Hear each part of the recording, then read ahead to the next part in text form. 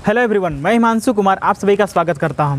दोस्तों चलो फिर से वो नज़ारा याद कर लें, शहीदों के खून में थी जो ज्वाला वो याद कर लें, जिसमें बहकर पहुंची थी आज़ादी किनारे पर, बलिदानियों के खून की वो धारा याद कर लें।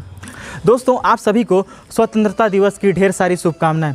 इस बार हम सभी भारतवासी अपने देश में स्वतंत्रता की 75वीं वर्षगांठ को मना रहे हैं और हम सभी के लिए आज का ये दिन एक त्यौहार की तरह होता है और इस दिन का हम सभी लोग बहुत ही बेसब्री से इंतज़ार कर रहे होते हैं। दोस्तों आज ही का वो दिन है जब हमने आज़ादी पाई थी, जब हमने आज़ादी की सांस लेना शुरू किया था और आज ही का वो दिन है जब हमारे देश में आज़ादी का सुर निकला था। दोस्तों ऐसा नहीं है कि आज़ादी हमें बहुत ही आसानी से मिली। एक समय ऐसा था जब हमारे भारत में आज़ादी के दीवाने संघर्ष कर रहे थे हमारे भारत के भविष्य का निर्माण करने के लिए, जो कि हमारे भारत के संविधान के प्रस्तावना में ही नहीं था। दोस्तों ऐसा नहीं है कि हमारे देश में आज़ाद होने के बाद हमारे देश के हिस्से में सिर्फ और सिर्फ खुशियाँ ही आई।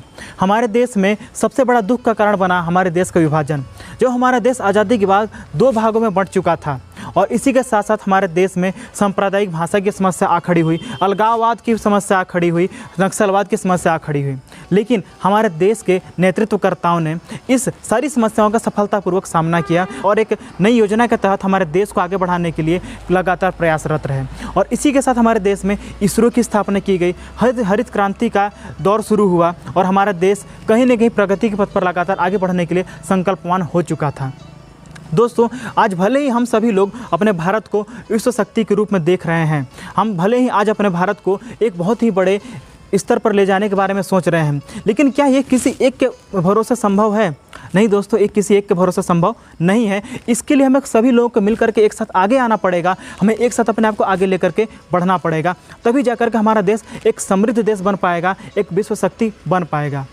दोस्तों हमारे देश को एक पूर्ण रूप से समृद्ध बनने के लिए $5 ट्रिलियन तक ले जाने का लक्ष्य रखा गया है, तभी जाकर के हमारा देश एक समृद्ध देश के रूप में गिना जाएगा।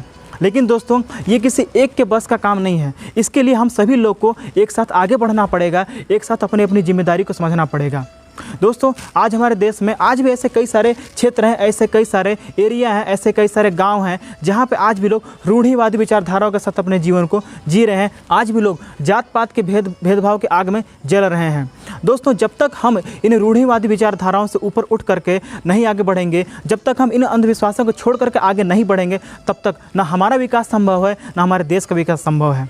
दोस्तों मेरा आप लोगों से यही कहना है कि अगर आप चाहते हैं कि हमारा देश वाकई स्वतंत्र तौर पे अपने आप को एक विश्व शक्ति के रूप में स्थापित करे, अपने आप को एक बड़े स्तर पर ले करके जाए, तो इसकी जिम्मेदारी हमें खुद को उठानी पड़ेगी। हमें अपने आप को इस लायक बनाना पड़ेगा ताकि हम अपने देश की सारी समस्याओं का निपटारा कर सकें, बेरोजगारी से लड़ सकें और अपने आप में एक इंडिपेंडेंट बन करके एक स्वतंत्र तरीके से अपने जीवन को जी सके, अपने भारत को इतनी ऊंचाई पर लेकर के जा सकें।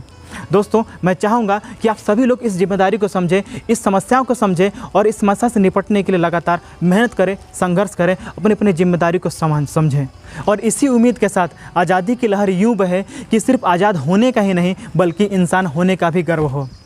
कौन है सच्चा नायक पूछा भारत माता ने, गांधी नेहरू पटेल बोले तीनों एक स्वर में। सच्चा नायक वो है जिसने आज़ादी के साथ साथ मिली जिम्मेदारी को भी संभाला है। इसी के साथ दोस्तों जय हिंद, जिंदाबाद। आप सभी को बहुत बहुत धन्यवाद।